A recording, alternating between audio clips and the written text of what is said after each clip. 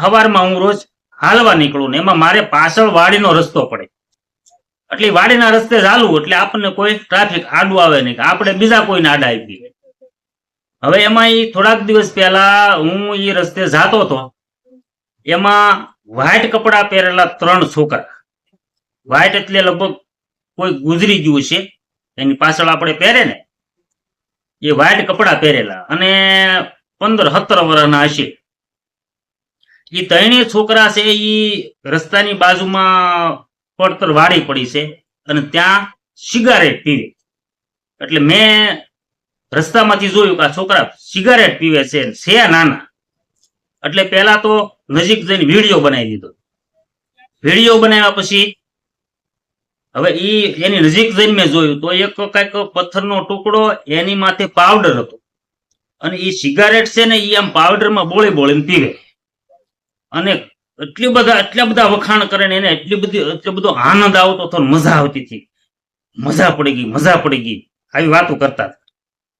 એટલે મારથી રહેવાયું નહીં. મેં કીધું છોકરા જેના હોય એના છે તો છોકરા. એટલે હું 2 હાથે ધબધબાટી બોલાવી, મારવા માંડ્યો. એટલે ઉભા થઈ ગયા 3 અને મારી હામા છે, તમે કોણ કે મને અમને મારવા વાળા તમે કોણ?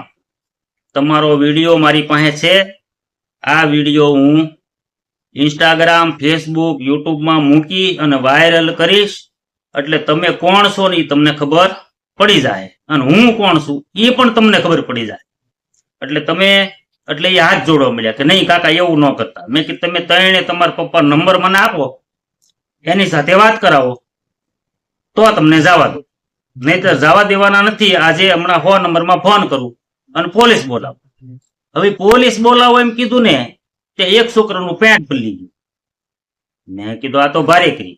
એટલે મેં કીધું તમે આ રોજ પીવો છો? એ કે નહીં કાકા રોજ નહીં, અમે આજ પહેલી વખત જ પીધી. મેં કીધું પહેલી વખત તો ના હોય, પહેલી વખત પીવો તો તમને આ પાવડર ને આ બધું શું છે? એ કે પ્લીઝ કાકા આજ પછી સિગારેટ ને કોઈ દિવસ હાથ નહીં અડાડીએ, પણ અમને જવા દો. મેં કીધું નહીં જવા તો દેશે જ નહીં, તો તમારા પપ્પાને હરી વાત કરાવો મને. એ કે કાકા અમને મારીને પાડી દે અને બહુ મુશ્કેલી થાય. આજ પછી અમે તમને વચન આપીએ, આજ પછી અમે ક્યારે સિગારેટ નહીં પણ કોઈ વસ્તુને હાથ નહીં અડાડી. તો મેં કીધા પાવડર લાવ્યા ક્યાંથી ગયો? એ કે ઈ નો કહેવાય. ઈ કઈ તો અમે જ્યાંથી લાવ્યા છીએ ત્યાં અમને ના પાડેલી છે. એને એવું કીધેલું છે કે તમને કોઈ ઠાર મારી નાખે તો અમારું નામ દેવાનું નહીં.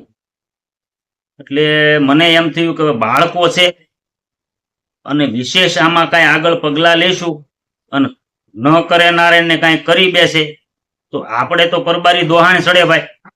એટલે મેં છોકરાને પછી ઘણું સમજાવ્યા કે ભાઈ તમારી આખી જિંદગી બાકી પડી છે, તમે આવું ન કરો અને આ ખોટી લત છે, આમાંથી તમે આગળ વધતા બહુ ઊંડા ઉતરી જાઓ, તમારા માવતરને ખબર ન હોય અને પછી તમે છે ને તમારી આખી જિંદગી નર્ક જેવી બની જશે. છોકરા કે કાકા સમજાઈ ગયું, આજ પછી કોઈ દિવસ આ ચાળો નહીં કરીએ.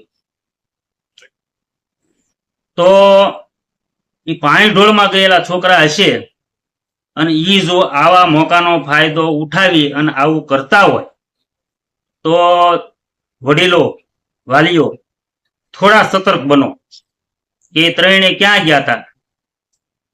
એને કઈ કામે મોકલ્યા હતા તો એ કામે મોકલ્યા હતા તો એ શું કામે ગયા હતા, કેટલી વારમાં એ ક્યારે ગયા અને કેટલી વારમાં પાછા આવ્યા, આવી થોડીક નોંધ લેવાનું રાખો, તમને સારું લાગે તો.